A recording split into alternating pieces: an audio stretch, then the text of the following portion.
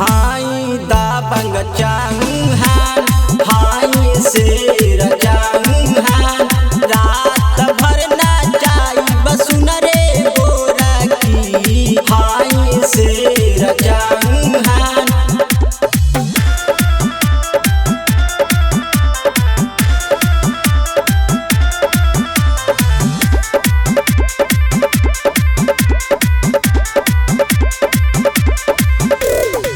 बोला तू काहे इतना बाबू बड़ा पहगलाइल तोहर चलते गोली चाली मारेलू जबया सटाइल मारेलू जबया सटाइल।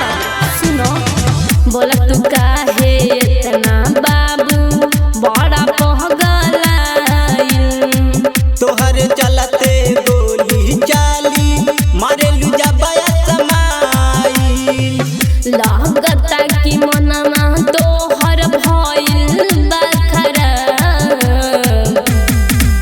अरे रात भर नाचाई बरे पातारा की हाई दाबंग चौहान हाई शेर चौहान रात भर नाचाई बसुन रे गोरा की हाई शेर चौहान।